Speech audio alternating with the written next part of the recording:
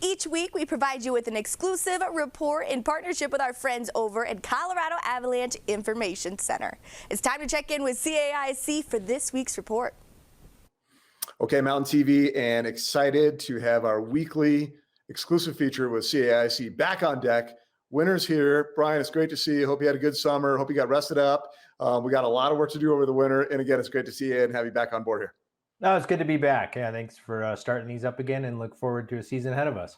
Yeah, for sure. Well, we have, lots of old viewers. We have a lot of new viewers. We're going into a new fresh winter season here. Tell us what CAIC is, what CAIC does.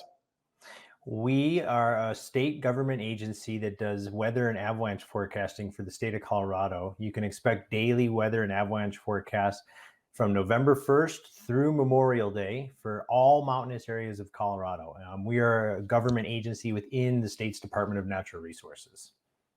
Got it. Okay, so you're part of the state government, and kind of silly question, but is there avalanche danger now? I mean, it doesn't seem like we have that much snow. Is it you just get ready for things, or how does that shake out right now where we are in the season?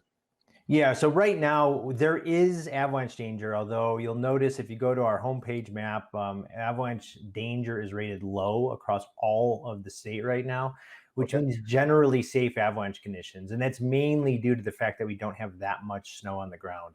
This does not mean avalanches are impossible, however. And so, we're warning of a few problematic slopes that might be fueled by this storm that rolled through on Wednesday and Thursday of this week. And so mainly we're warning people of kind of drifted, stiffer snow on north and northeast aspects, way up high in the Alpine that held snow from earlier in October.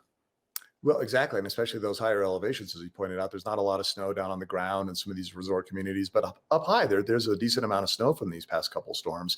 What do your projections look like as we kind of get into this early part of winter? Yeah, I mean, how it's going to play out has to do with, here's a good example of some of the avalanches on these isolated slopes that you might be able to trigger. This is our first recorded one of the season up on Independence Pass from mid-October.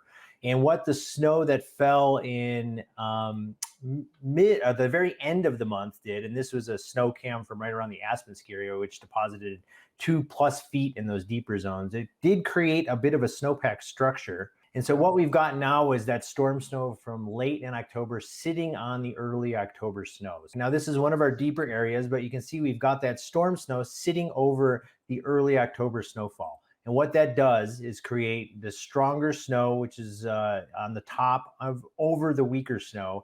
But that only is a problem in places where the early October snow lasted and didn't melt out. So those are those very high elevations above around 11,500 feet on north-facing slopes that we are warning folks about. This is what happened on Wednesday and Thursday. So we had a little storm that rolled through Wednesday and Thursday. It dropped upwards of around 6 inches in some areas.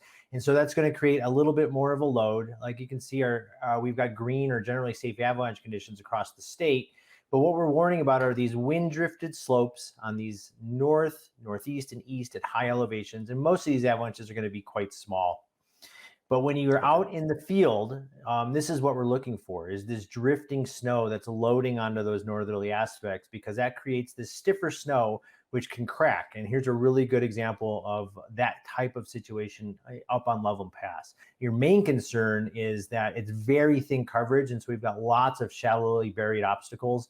Even a small fall or a ride, or if you're out hunting and tromping around in the high country and you get slipped off your feet, you're likely to get dragged through rocks, stumps, logs, things like that. So it's a really easy time of year to get injured. Well, right, exactly. And hey, the snow's arrived. The season is here, so time to be careful. And we're just, so glad that we're partnered up with you guys. We're going to have these weekly updates. The website is at the bottom of the screen, guys. Check that out. It's constantly updated. There's maps on there, conditions on there. I encourage you to use it. And again, safety first as we go into winter. These things are, these accidents are largely preventable, we think, if you're educated and careful. And we're going to rely on you, Brian, to help us do just that. Yeah, please check out the website at colorado.gov/avalanche. Go rolling into this weekend and early next week. It's a pretty dry period. Avalanche conditions are likely to remain generally safe. I'm all about those isolated slopes, but please tune in next week. We have another storm that's hopefully rolling through next weekend. Okay, sounds good. Good to see you again. Glad to have you back on board. Happy winter, and thanks so much for popping in here with us on Mountain TV. You can always stay up to date with the latest forecast at colorado.gov/avalanche. Enjoy the backcountry and be sure to stay safe out there.